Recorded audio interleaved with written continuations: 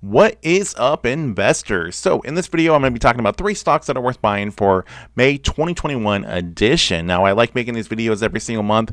Of course, don't take this as any sort of financial advice because these are stocks that I talk about all the time. These are ones that I'm very bullish on.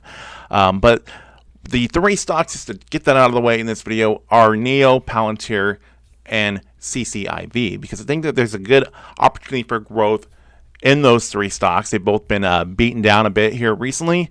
And I think that the time to buy or just to start picking up some more shares is now, for reasons that I'm going to be getting to in this video. So as we get to it, if you guys don't mind, please do me a huge favor and please be sure to smash the story and annihilate that like button, because that helps me out a lot with the YouTube algorithm and it helps spread this video to more people that might find it interesting. Also subscribe if you have not already.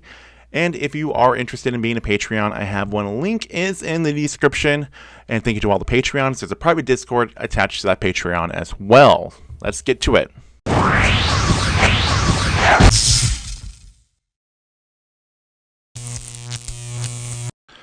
So last week I talked about NIO and I was talking about their earnings report, which in my opinion, it was really good. It's showing that NIO is having consistent growth and there's still a lot of demand for the company.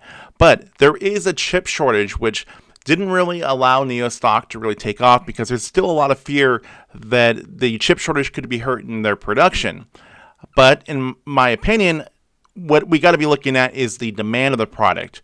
Now, NIO is having a problem with supply, but that supply is something that is in the process of being fixed. There's the chip shortage and there's also the maximum capacity of the vehicles that they can make each month.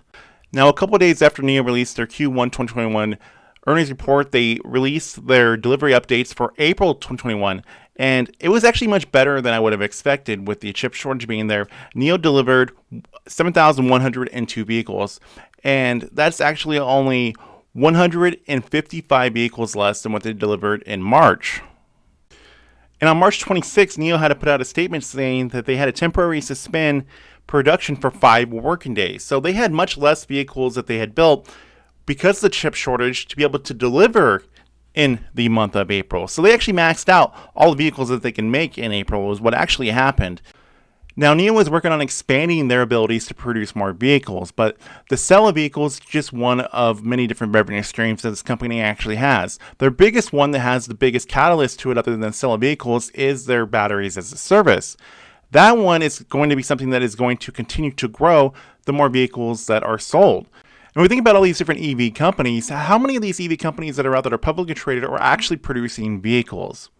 There's not really that many in comparison. There's a lot of EV companies out there that people are talking about on YouTube and such, but there's very few of them that are actually producing vehicles and have been producing vehicles for a while.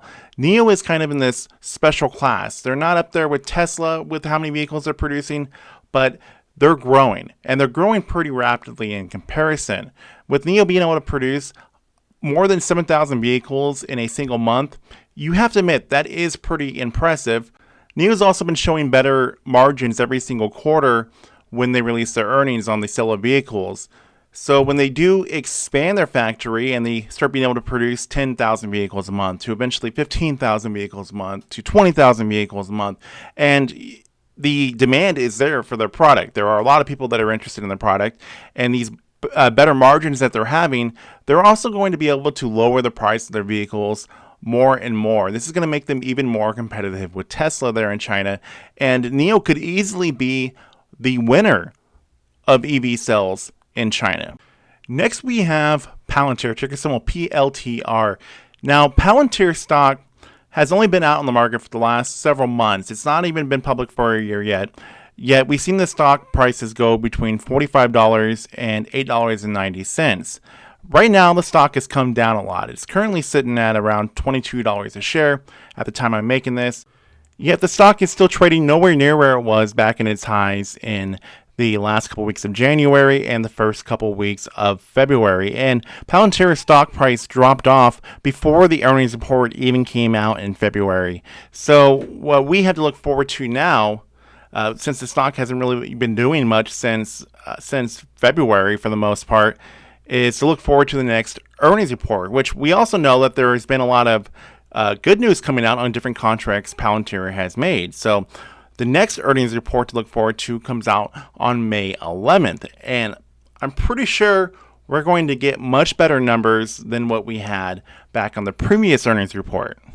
And when we look at the history of Palantir's last two earnings report, the one that they put out in November, the stock price ran up a lot, but it went down before even the one that came out in February came out, and that earnings report was actually better than the one that came out in November.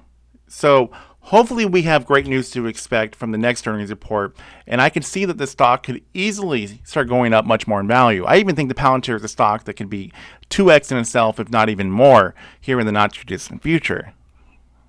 And I know that Palantir is one of those stocks that a lot of people like to disagree about. They think that the stock isn't as good as it sounds. But at the same time, Palantir is one of those stocks that many people just don't understand. And when something is not easy to understand, then people just dislike it just because. Now, the last one we're going to be talking about is CCIV, which is a SPAC that's going to be emerging with Lucid Motors. Now, Lucid is an EV company that's not producing any vehicles yet, but they're one that I think that has a lot of potential. Now, if we look at the stock graph here, when it was announced that CCIV was going to be merging with Lucid Motors was when the stock really took off. Now, people were willing to be paying for this stock for prices that were above $60 a share for a short period of time, and then all of a sudden there was this big sell-off. Now, I know that there was a lot of hype that was driving CCIV stock up in February, that it got it to prices that were above $6 a share. But if people were willing to pay for that for 2/3 more than it is right now, then what's to say that there isn't more potential for this stock to grow?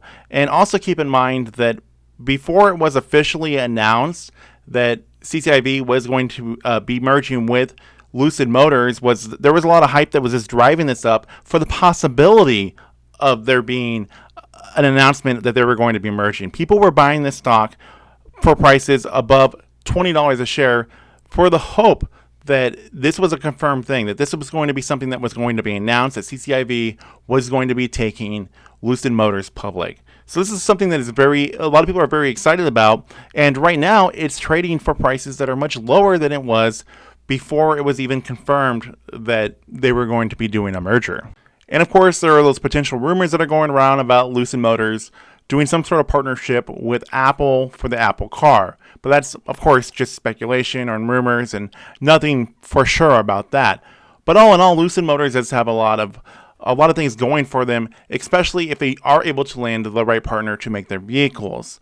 And Lucid is wanting to make vehicles that are affordable. They're starting out with a luxury vehicle that isn't priced for the normal vehicle shopper. Yet the company has plans after they can get costs down to make vehicles that are very affordable for the regular consumer, which makes them a pretty good competitor to Tesla. And there is a bit of money that is behind Lucid Motors already. So Lucid Motors is in a great position, in my opinion, to be one of the top EV companies that are out there, as long as this company can find the right partners to do business with. And that is one of their goals. So with all that being said, I'd like to know what your guys' thoughts are of these three stocks. Do you guys own them? Do you guys agree, disagree? Whatever it is, please let me know. So as always, please like, share, comment, and subscribe. New videos coming out on my channel all the time. Thank you guys for watching. I will see you all in the next video coming very soon.